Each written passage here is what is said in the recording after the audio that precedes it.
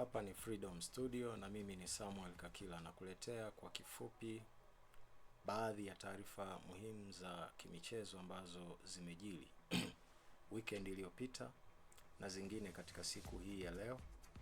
Na nina taarifa mbili kubwa: michezo ya UEFA ya ligi ya mataifa ya Ulaya ambako Ureno alichukua ubingwa siku ya jana Jumapili tarehe 8 akiifunga timu ya Hispania. Lakini pia nitakuletea taarifa mpya kabisa kutoka bodi ya ligi na timu ya Yanga kuhusu mchezo namba 184 wa Simba na Yanga. Karibu fuatilie mwanzo mpaka mwisho wa kipindi chetu, usipitwe na nukta hata moja ya kipindi. Lakini pia comment, share, like na subscribe, kwa sababu unaposubscribe moja kwa moja video inapokuwa tayari na kuwekwa mtandaoni unaipata moja kwa moja. Nitaanza na habari za kimichezo kule Ulaya. Jana tarehe 8 ya mwezi wa 6 kulikuwa na michezo miwili ya ligi ya UEFA ya mataifa ya Ulaya. Mchezo wa kutafuta mshindi wa tatu kati ya Ufaransa na Ujerumani, ambako Ufaransa waliwafunga Ujerumani goli 2-0 na kuchukua nafasi ya tatu kwenye mashindano hayo. Lakini mchezo pia wa fainali kati ya Hispania na Ureno. Ureno kikanuni walikuwa wenyeji, walicheza na Hispania na kutoka sare ya goli 2-2. Na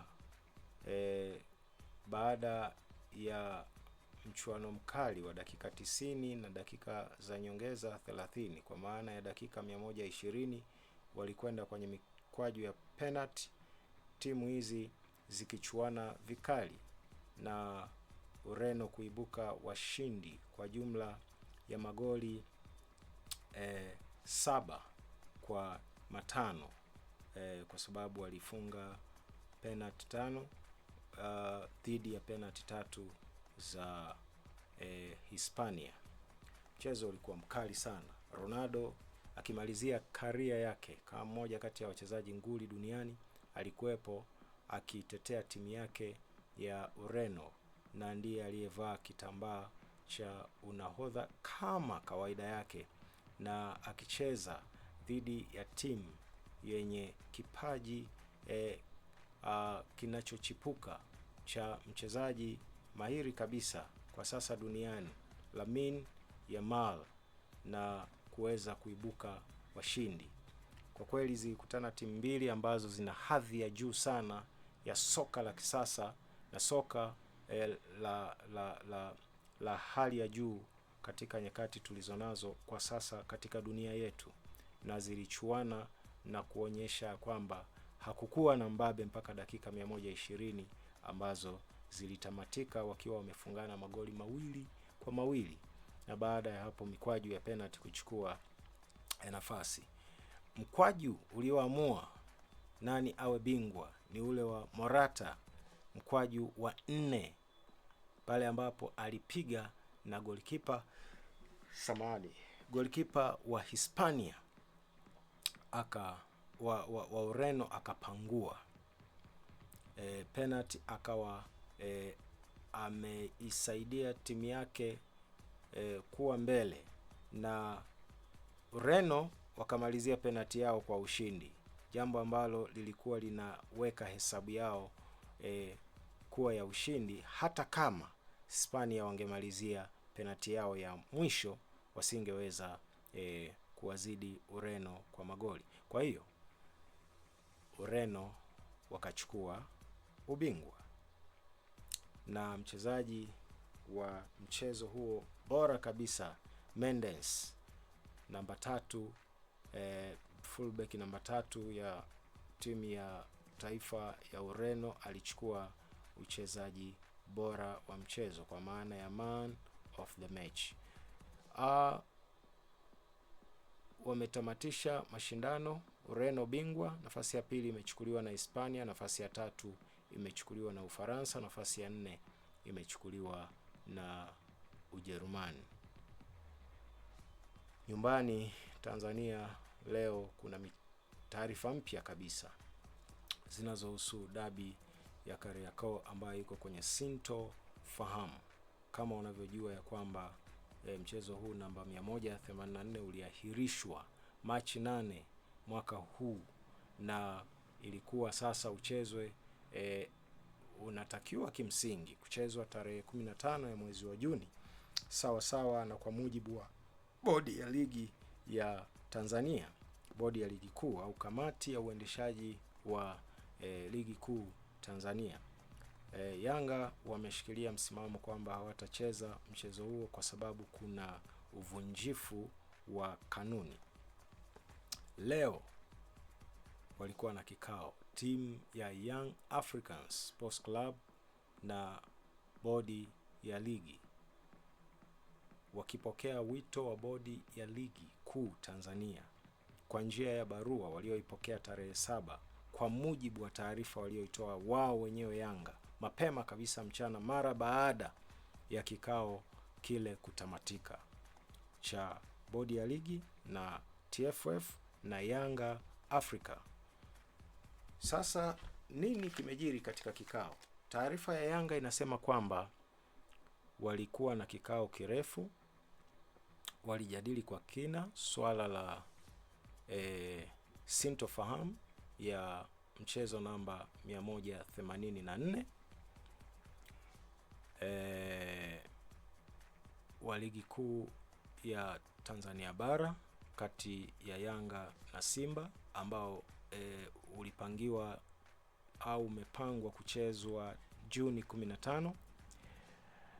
Na baada ya discussion ya kina au baada ya majadiliano ya kina, Yanga pamoja na bodi ya ligi walitoka na maazimio ya awali, Yanga wakibaki kwenye msimamo wao wa kuto kucheza, kama ambavyo wamekuwa wakisisitiza kwamba hawako tayari kuicheza mechi hiyo mpaka masharti yao ya maombi yao waliokwisha kuyawasilisha kwa njia ya maandishi walioyawasilisha TFF na bodi ya ligi yaweze kutimizwa.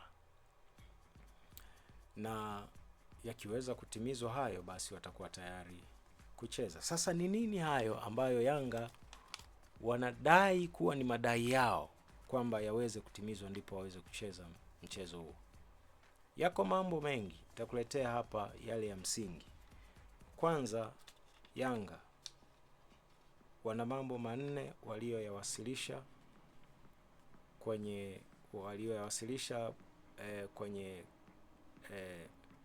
shirikisho la usimamizi wa mpira wa miguu Tanzania, kwa maana ya TFF, na pia bodi ya ligi. Jambo la kwanza ambalo Yanga waliliwasilisha ni kuvunjwa kwa bodi ya ligi kuu ya uendeshaji wa mpira. Jambo la pili ambalo Yanga waliliwasilisha ni kujiuzulu kwa CEO wa bodi ya ligi kuu, lakini pia kujiuzulu kwa katibu mkuu wa TFF Wilfred Kidao. Na haya matatu Yanga kwa mujibu wa maelezo yao wangependa yafanyike haraka zaidi ili wawe tayari kucheza mchezo wa dabi ya Kariakoo. Lakini jambo la 4 na la mwisho ambalo wamekubaliana kwamba hili ni la muda mrefu, ingawa ni vizuri ligi inayokuja liwe limekwisha kutekelezwa, ni swala la bodi huru ya kusimamia mpira nchi ya Tanzania, kwa maana ya bodi huru ya ligi kuu bara. Sasa haya ndiyo madai ya Yanga, na wamekwenda mbali zaidi wakiongezea kwenye taarifa yao kwamba viongozi wa mamlaka ya mpira nchini wanatakiwa kuwa makini zaidi, kwa maana ya kuwa serious na madai haya. Na Yanga wametoa tamko kwa niaba Ally Kamwe kwa niaba ya kamati ya utendaji ya Yanga amekwenda mbali zaidi, anasema hawako tayari sasa kucheza mchezo wowote wa ligi kuu, ukiwemo huo namba 184 dhidi ya Simba, lakini pia na michezo mingine ambayo ilikuwa imesalia katika ligi mizunguko kukamilisha mzunguko wa pili wa ligi kuu ya Tanzania bara, lakini pia hawako tayari kucheza fainali ya CRDB, kombe la CRDB la FA dhidi ya Singida Black Stars, ikiwa hawatalipwa pesa zao au stahiki walizostahiki kulipwa kama mabingwa baada ya kuchukua kombe hilo msimu uliopita. Kumbe haya nayo yalikuwepo, hawajapewa pesa ya ubingwa ya msimu uliopita, na sasa wanasema hawako tayari kucheza mchezo huo mpaka wamelipwa pesa yao. Wanasema wamewasiliana mara kwa mara na bodi ya ligi na mamlaka za soka TFF, kwa maana ya kuandika barua za kuomba kulipwa pesa hiyo na bila mafanikio yoyote. Sasa haya ni machache ambayo leo niliona nikusogezee na uweze kuyapata katika kiganja nje chako au chombo unachotumia cha kufuatilia habari zetu kutoka sayari ya soka. Hii ni Freedom Studio, nami ni Samuel Kakila. Karibu tena wakati mwingine. Asante.